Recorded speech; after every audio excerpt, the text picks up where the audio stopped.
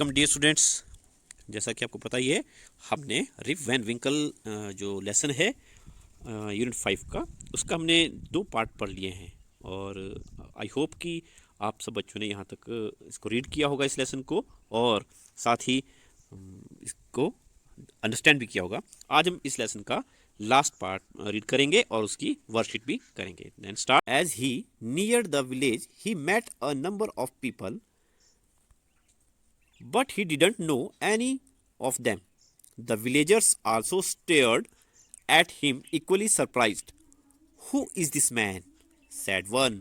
I have never seen him before, said another. Look at his long white beard and his wrinkled face. On hearing this, Rip stroked his chin, and to his astonishment, he found his beard had grown a foot long, and it was all white. An old woman walked up to him and looked at his face for a moment.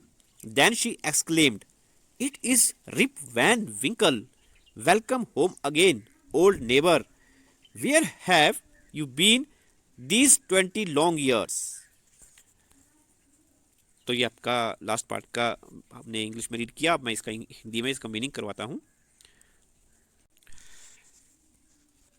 As he near the village, बोलते कि जब वह पहाड़ से नीचे उतरा और वह गांव के नज़दीक पहुंचने वाला ही था, he met a number of people, उसे कुछ लोग मिले जिन्हें वह नहीं जानता था।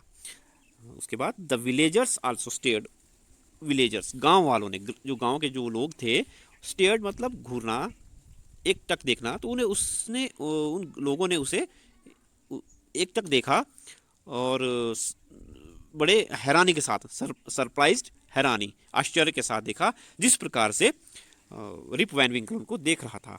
और किसी एक ने कहा, हु इज दिस मैन, कि यह आदमी कौन है। तो दूसरे ने कहा, I have never seen him before, मैंने तो इसे पहले नहीं देखा है।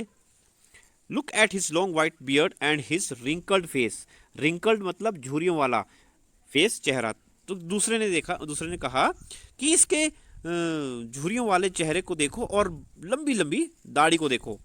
On hearing this Rip stroked his chin, यह सुनने पर रिप ने अपने ठोड़ी को छुआ और देखा कि टू हिज एस्टोनिशमेंट, उसके आश्चर्य की सीमा नहीं रही, उसका आश्चर्य नहीं रहा जब उसने देखा कि उसकी दाढ़ी जो है वो 1 फुट लंबी हो चुकी थी और यह सारी सफ़ेद थी।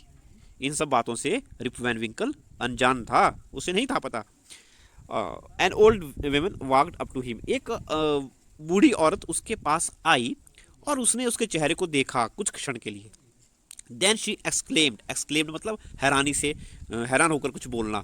तो वह एक चकित होकर, हैरान होकर उसने कहा कि यह तो रिप वैन विंकल है। Welcome home again, old neighbour, मेरे पुराने पड़ोसी, तुम्हारा घर पर फिर से स्वागत है, पुनः स्वागत है।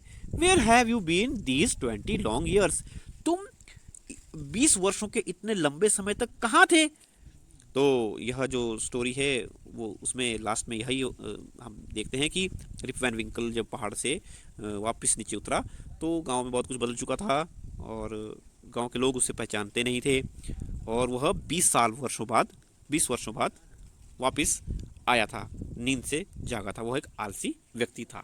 अब हम इसके बेस्ड एक्सरसाइज करेंगे। Dear students, very first question in your worksheet is match the words in the box with their meanings. You may take the help of a dictionary. नीचे दिए गए शब्दों को उनके अर्थों के साथ मिलाओ और दी गई जगह पर लिखो। तो हमारे पास कुछ यहाँ पे मीनिंग दिए हैं, अर्थ दिए हैं, उनको आपने उनके वर्ड के साथ ठीक से मैच करना है। फर्स्ट मीनिंग है astonished, stroked, familiar, grizzled, foot hills, ashtray, ये है वर्ड। और इस तरफ जो 1 2 3 4 5 6 ये है इनके meanings.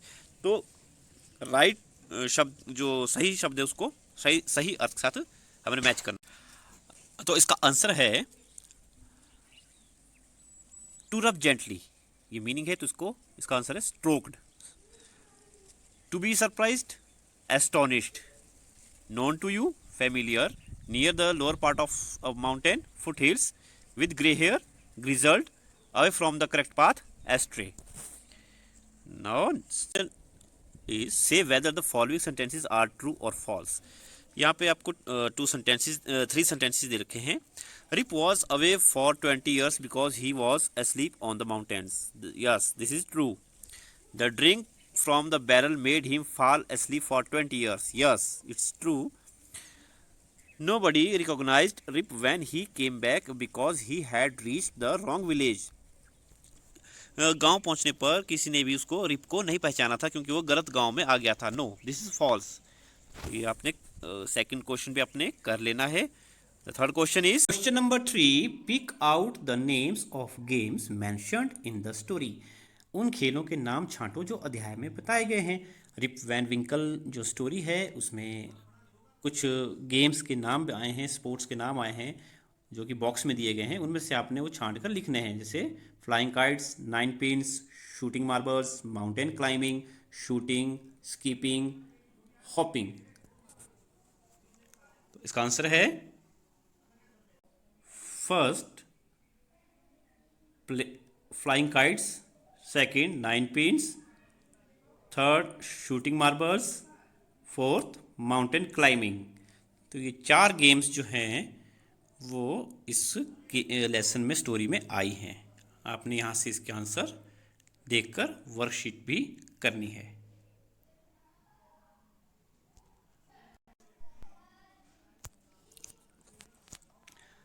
And the fourth question in this worksheet is what is common in the following groups of words. यहाँ पर बॉक्स में कुछ वर्ड्स दिए गए हैं, उनमें कॉमन चीज़ क्या है, सामान्य जो एक जैसी है वो क्या चीज़ है, आप इसको देखकर बताएं. First word knee, knife, knot, know. KNEE knee, KNIFE knife, KNOT knot, KNOW know. अब इसमें आप एक बात देख रहे हैं, मैं KNEE नी बोल रहा हूँ, यह कनी नहीं है. तो इसमें वैसे ही नाइफ में कनाइफ नहीं है, नॉट में कनॉट नहीं बोलेंगे, नाव में कनाव नहीं बोलेंगे. नो, ये नो है, इसको कनौ नहीं बोलेंगे. तो के जो है इसमें साइलेंट है, इसमें के की आवाज़ नहीं आ रही है. वैसे ही second NEIGHBOR, DAUGHTER, FIGHT fight, STRAIGHT straight, ये नेवर है. Daughter, fight, straight. Third is honest, HONOUR honour, HOURR, HEIR heir, heir. इसमें हॉनेस्ट नहीं है, मतलब एच जो है साउंड नहीं दे रहा है, तो ये एच साइलेंट है. द आंसर इज जो फर्स्ट इसमें जो कॉलम में रो में वर्ड्स हैं, नी, नाइफ, नॉट, नो, इसमें के साउंड जो है वो साइलेंट है. के sound is silent. Neighbour, daughter, fight, straight, इसमें GH साउंड जो है वो साइलेंट है. GH की साउंड नहीं आ रही है. Never, honest, honour, our, air, इसमें H sound is silent. Okay बेटा. द नेक्स्ट जो टेबल है उसमें आंसर है GNAT net, GRAW raw, GNASH Nash, इसमें G साउंड साइलेंट है. TONGUE, इसमें UE साउंड साइलेंट है, ये टंग है. VAGUE veg, FATIGUE fatigue. CHALK चौक, सेम साउंड L साउंड है, साइलेंट है, तो ये टॉक और ये वॉक. WHISTLE, इसमें T साउंड जो है वो साइलेंट है, तो ये विसल है. वैसे ही हसल, बसल. तो बच्चों आई होप कि आपको यह सारी जो वर्कशीट्स बेस्ड क्वेश्चंस मैंने करवाए आपको अच्छे से समझ आ गए हैं. आप इसे घर पर वर्कशीट जब आएगी वीडियो देखकर आप ध्यान से केयरफुली करें. Stay home, stay safe. Let's meet you in new video.